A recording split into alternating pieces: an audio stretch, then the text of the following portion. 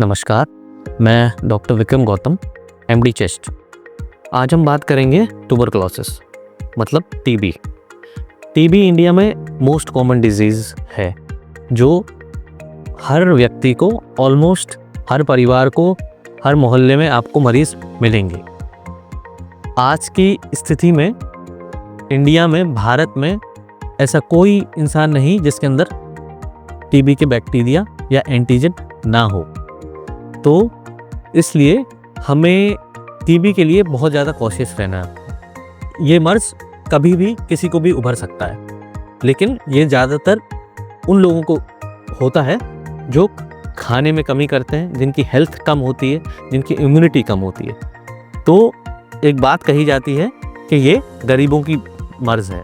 क्यों? क्योंकि वो ज़्यादातर टाइम भूखे रहते हैं। अगर आपके पेट में कुछ नहीं है तो आपको टीबी लगने के बहुत ज़्यादा चांसेस है। तो जितनी ज़्यादा आपका न्यूट्रिशन रहेगा, जितना ज़्यादा आपकी सेहत रहेगी, आपको टीबी लगना उतना कम संभव है। लेकिन ऐसा नहीं है कि जो ज़्यादा सेहती हैं, जो ज़्यादा खाते हैं, उनको टीबी नहीं होगी, ऐसा भी नहीं है। लेकिन संभावनाएं ज़्यादा हैं। जो कम खा रहा है, जिनका पेट खाली रहता है, जो भूखे हैं, उनको टीबी होने की संभावनाएं बहुत ज़्यादा रहती है। या फिर जो बीमार हैं, जिनका किसी चीज़ से इलाज चल रहा है, जिनकी इम्यूनोसप्रेसिव स्थिति है, उनमें टीबी होने के चांसेस बहुत ज़्यादा हैं। ये इंडिया एक डेवलपिंग कंट्री है जहाँ पर टीबी बहुत ज़्यादा है, बहुत ज़्यादा मिलता है और सरकार इसके लिए बहुत कोशिश कर रही है, लेकिन फिर भी अभी कंट्रोल में नहीं है। इसके लिए सरकार फ्री जांच कराती है, फ्री दवाई देती है और प्रोत्साहन राशि भी देती है। बीमारी के इलाज को बीच में छोड़ देता है, नहीं लेता है या बिल्कुल ही स्टार्ट नहीं करता है, जिससे कि ये मर्ज बहुत जल्दी फैलता है। और ये स्लो ग्रोइंग बैक्टीरिया है।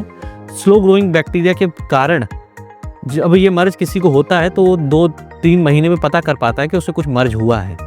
और बहुत सारी जगह ऐसी होती हैं शरीर में जिसमें डायग्नोसिस बनाना बहुत कठिन होता है। हड्डी की टीबी या पेट की आंतों की टीबी या बच्चेदानी की टीबी, फैलोपियन ट्यूब की टीबी या पेट की आंतों के बगल में गांठ, लिम्फ नोड्स की टीबी। अब इसमें सैंपल निकालने की बहुत बड़ी दिक्कत आती है कि बच्चेदानी की सैंपल कैसे निकालें। दिक्कत की वजह से कोई इतनी जल्दी राज़ी नहीं होता है कि इनके सैंपल निकाले जाएं और पेट में ऑपरेशन करके पेट के अंदर की गांठें निकाली जाएं या हड्डी का कोई सैंपल निकाला जाए। तो इसकी वजह से इस टीबी की जाँच के साथ साथ इलाज करना कठिन हो जाता है और कई बार इलाज होता भी नहीं है। जब सब कुछ एक्सक्लूड हो जाता है कि हर चीज़ की दवा दे दी है, तो फिर लास्ट में मजबूरन टीबी की दवा दे के ट्राई करना पड़ता है कि हाँ चलो टीबी की दवा दे के ट्राई करते हैं कि इनका कुछ इलाज होता है, सही होता है कि नहीं। और 90% लोग इसमें ठीक होना स्टार्ट हो जाते हैं, क्योंकि टीबी ऐसी बीमारी है जो ऐसे व्यक्ति हैं जिनका इम्यूनिटी कम है, उनमें टीबी लगने के बहुत ज़्यादा चांसेस हैं। और जब उनमें कोई भी दवा काम नहीं कर रही होती तो टीबी की जांच के बिना भी हम लोग इस बेसिस पे टीबी की दवा स्टार्ट करनी पड़ती है कि इससे बहुत दिनों से पस आ रहा है, गांठ बनी हुई है या उनको प्रेगनेंसी नहीं हो रही है, तो इस चीज़ में क्लिनिकली डायग्नोस करके हम लोग अपनी नॉलेज के बेसिस पे टीबी की दवा स्टार्ट करते हैं और उस पर रिस्पॉन्स देखते हैं। पेशेंट को लाभ भी मिलता है, लेकिन बीमारी स्लो ग्रोइंग बैक्टीरिया की वजह से है तो इसका इलाज बहुत लंबे समय तक देना पड़ता है। जैसे कि जो सेंसिटिव ट्यूबरकुलोसिस है, क्लास 1 की ट्यूबरकुलोसिस है, उसमें मिनिमम से मिनिमम 6 महीने की दवा चलती है। 6 महीने तक दवा लगातार खानी होती है वजन के अकॉर्डिंगली। जैसे अगर कोई वजन किसी का 30 किलो है तो उसके हिसाब से उसे 2 गोली देनी है, किसी का 45 किलो है तो 3 गोली देनी है। जिस हिसाब से उसका वजन होता है उस हिसाब से गोलियाँ उसे खानी होती हैं।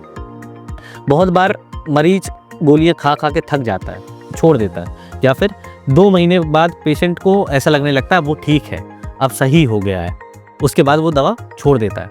लेकिन यही चीज़ उसके लिए और उसके परिवार के लिए और उसके समाज के लिए बहुत खतरनाक हो जाती है। क्यों?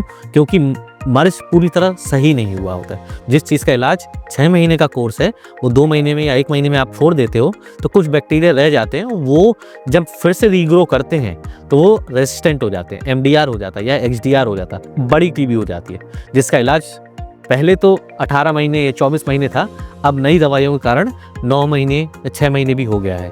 लेकिन उसमें लगातार आपको दवा खानी होती है। वो थोड़ी और भारी दवाएं, जैसे कि बताया जाता है कि टीबी की दवा भारी होती है, मरीज जल्दी से एडजस्ट नहीं कर पाता है, डाइजेस्ट नहीं कर पाता है।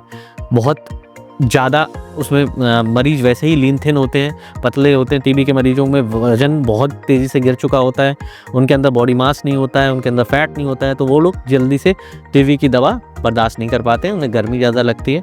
ऐसे में उनको 6 महीने तक दवा देना एक बहुत बड़ा चैलेंज होता है। एक समाज के लिए, एक परिवार के लिए, एक सरकार के लिए बहुत बड़ा चैलेंज होता है। ये चैलेंज हमें एक्सेप्ट करके उन्हें पूरा इलाज देना है, उनके परिवार को इलाज देना है, क्योंकि सबसे पहले वो टीबी अपने परिवार को देता है। दूसरे नंबर पे वो मरीज़ टीबी अपने आसपास मोहल्ले, गाँव में बाँटता है, जो कि एकदम पता नहीं पड़ती है, लेकिन सबको वो बैक्टीरिया दे चुका होता है। उनमें से कुछ लोग डेवलप करते हैं टीबी, और वो भी उसकी भी डायग्नोसिस बहुत लेट बनती है।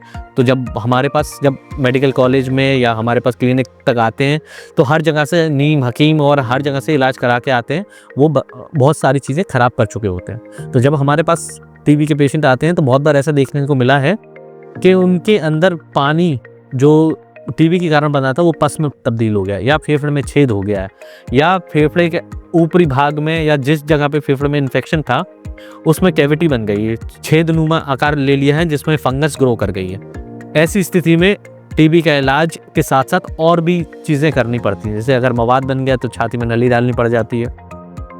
पेशेंट की खांसी में खून आ रहा है तो खून के बंद करने की दवा देनी पड़ती है। कभी कभी इनकी नसों को भी ब्लॉक करना पड़ता है, जिससे खून ज़्यादा ना निकल जाए और पेशेंट की डेथ ना हो जाए।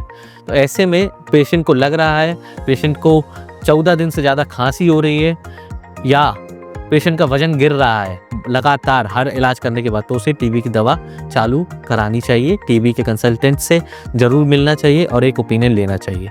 ऐसे में आप अपने देश को, अपने समाज को और अपने परिवार को बचा सकते हैं और अपने आप को बचा सकते हैं। धन्यवाद।